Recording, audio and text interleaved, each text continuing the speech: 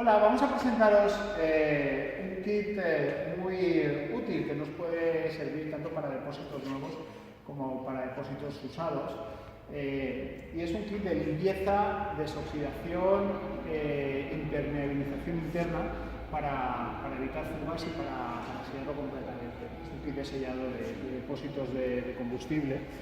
El kit presenta varios componentes que los hemos puesto por orden de utilización para explicaros un poquito cómo lo usaríamos.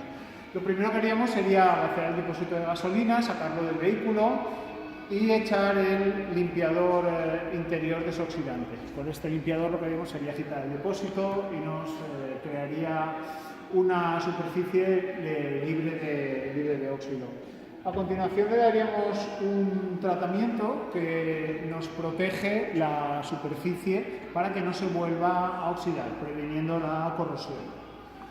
Una vez ya tenemos la superficie preparada y sin corrosión, le vamos a echar este producto, que no es más que una masilla que lo va a impermeabilizar y lo va a proteger para que durante muchos años pueda funcionar sin ningún problema.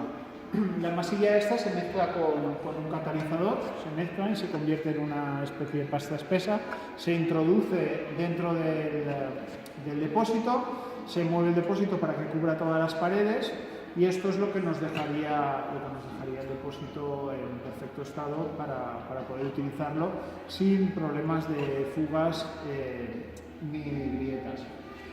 En el caso de que se trate de un depósito viejo y tengamos algún agujero, algún poro que debamos tapar, antes de echar la capa impermeabilizante podemos usar este reparador de metal, que es como una pasta, y simplemente amasándolo con los dedos y tapando los agujeros o grietas pertinentes y luego dejándolo secar, podemos restaurar el depósito. El kit la verdad es que funciona muy bien, es del fabricante alemán Zetran y viene con instrucciones en varios idiomas y con una guía para que lo podamos usar sin ningún problema. Muy bien.